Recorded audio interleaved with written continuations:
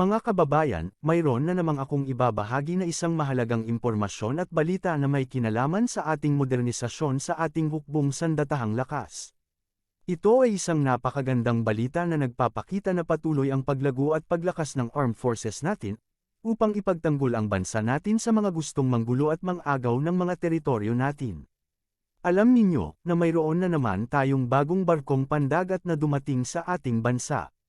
Ito ay isa na namang mahalagang karagdagan sa ating hukbong sandatahan na tiyak na magdudulot ng malaking pagbabago at lakas sa kakayahan ng hukbong pandagat ng Pilipinas.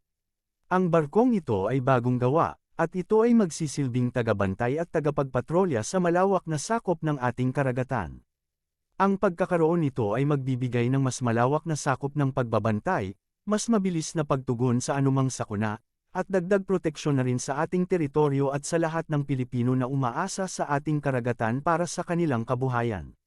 Ngunit bago natin alamin kung anong uri ng barkong ito, nais ko munang humiling ng inyong simpleng tulong at suporta mga kababayan. Paki-like lang po ang video at mag-subscribe. Maraming salamat po sa inyong lahat. Ang bagong barkong ito ay dumating sa ating bansa noong nakaraang ika-4 ng Mayo sa taong 2026, matapos ang mahaba at matagumpay nitong paglalakbay mula sa bansang South Korea. Pagdating dito ay dumiretso ito sa bayan ng San Antonio, sa lalawigan ng Zambales kung saan dito matatagpuan ang isa sa pinakamahalaga at pinakamalaking himpilan ng hukbong pandagat ng Pilipinas. At dito rin ginanap ang formal na pagtanggap ng hukbong pandagat ng Pilipinas sa bagong barko, sa pamamagitan ng isang seremonya na ginanap noong nakaraang Biyernes ika-8 ng Mayo. Kung saan pinagdaluhan ng mga pinuno, kawani, at kasapi ng Philippine Navy. Sa ngayon, ito ang magiging pinakabagong sasakyang pandagat ng Pilipinas, kung saan ang magiging trabaho nito ay ang magpatrolya at magbantay ng malalawak nating karagatan. Ang barkong ito ay ang BRP Raja Lakandula, PS-21, na isang Raja Sulaiman-class offshore patrol vessel, na ginawa ng Hyundai Heavy Industries ng South Korea. Ang pangyayaring ito ay isa na namang mahalagang hakbang para sa ating sandatahang lakas para sa patuloy nilang hangarin na gawing makabago at moderno ang kagamitan ng ating Philippine Navy. Sa patuloy na pagdating ng ating mga bago at modernong gamit pangmilitar, lalo rin lumalakas ang kakayahan ng Navy natin para lalo pa nilang magampanan ang kanilang mga tungkulin na ipagtanggol ang ating bansa sa lahat ng uri ng threat sa dagat. Ang barkong ito ay nakadesign bilang tagapagpatrolya sa ating exclusive economic zone, maritime law enforcement, at search and rescue. Ito ay may kabuuang bigat na umaabot ng 2,400 tons, mayroon itong haba na 94.5 meters, lapad na 14.3 meters, at ang lalim ng bahaging lumulubog sa tubig ay umaabot ng 3.6 meters. Ang kanyang makina ay dalawang Hyundai Himsin na gawa ng South Korea. Ang bawat isa sa mga makinang ito ay mayroong 18 cylinder na nakaayos sa hugis na letrang V or V-type, na may sapat na kakayahan upang patakbuhin ang barko sa bilis na hanggang 22 knots, o katumbas ng 41 kilometers per hour.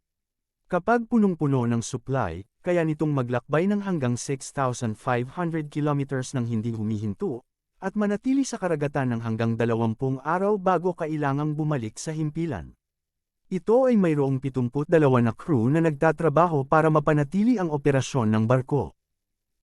Ang kanyang mga sensors at processing systems ay Hanwha Combat Management System, Leonardo SPS-732 X-band 2D Air, Surface Surveillance Radar, Identification Friend or Foe System, Hensoldt UK Sharp IMIC.11 I-band Navigation Radar, Safran Paseo XLR Extra Long Range Optronic Sensor Suite, Anshot Synapses NX Integrated Nav and Bridge Systems, Electronic Warfare at Decoys, Radar Electronic Support Measures or RESM, at Electronic Warfare Countermeasures na dalawang Seaguard DL-66 na tube 130mm IR and RF decoy launchers. Aalamin naman natin ang kanyang mga armas kung may ibubuga ito sa mga labanan. Ang kanyang mga armas naman ay isang 76mm Auto Malara Super Rapid Main Gun, dalawang 30mm Smash RCWS bilang kanyang secondary guns, dalawang 12.7mm heavy machine guns, at dalawang Saitipatolia Multirole Acoustic Stabilized System MAS SX424V122 Acoustic Hailer and Laser Dazzler.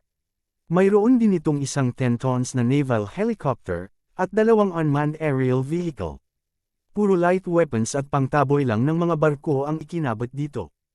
Kaya hindi pwede ito isabak sa mga malalakas na labanan, pangpirata lang ito at para sa mga barkong gumagawa ng illegal sa dagat.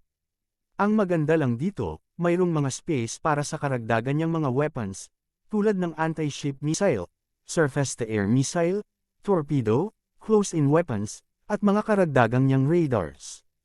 Wala pang budget kaya ito lang muna ang armas niya. Pag may budget or magkagyera na, malamang ilalagay na rin ang mga iyan para maging isang heavy combatant. Sa ngayon hindi pa ito ganap na itatalaga sa serbisyo o ipapadala sa anumang misyon. Ito ay dahil kailangan munang masuri, subukan at siyasatin ng mabuti ng ating mga dalubhasa at inhinyero ang lahat ng bahagi upang matiyak na walang anumang kapintasan o pagkukulang sa pagkakagawa. Kapag natapos na ang lahat ng pagsusuri at napatunayang perpekto at maayos ang lahat, iyon lamang ang panahon upang ito ay tatanggapin ng hukbo at opisyal na gagamitin sa ating karagatan. Sa kalagayan ng barko na puro light weapons ang kanyang gamit, malaki pa rin ang maitutulong nito bilang taga-patrolya at taga-bantay ng EEZ ng Pilipinas. Ngunit kung ako ang tatanungin, dapat hinanapan na nila kaagad ng pondo ang mga iba pa niyang mga armas at mga gamit na naaayon sa kanyang design, para may sabay na kaagad sa pagkabit kasama sa kasalukuyang niyang mga gamit. Para pag-deliver sa Pilipinas, fully armed na siya bilang isang heavy combatant na barko. Kahit sabak kaagad sa misyon sa West Philippine Sea, hindi nakakabahan ang mga crew ng barko. Iilan pa lang naman ang barko ng Philippine Navy na may kakayahan na makapag-launch ng anti-ship missile, dapat puro heavy combatant muna ang kanilang binibili. Parang sayang lang, brand new ang barko tapos ang armas pang small boat lang. Paano kung ito ang puntiryahin ng missile ng kalaban? Mahihirapan ito na depensahan ang kanyang sarili gamit ang kasalukuyan niyang mga armas.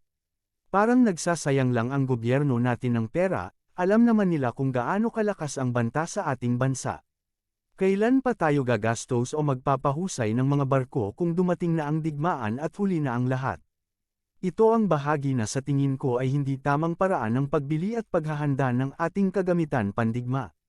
Kahit walang mangyari na digmaan dapat fully armed ang mga barko natin. Para naman mag-aalangan ng ibang bansa na guluhin tayo.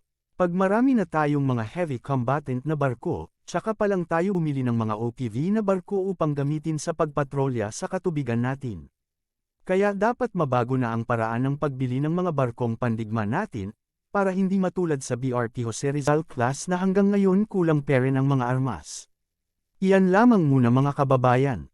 Muli, maraming salamat sa inyong oras at pagtutok sa aking video. Hanggang sa muli.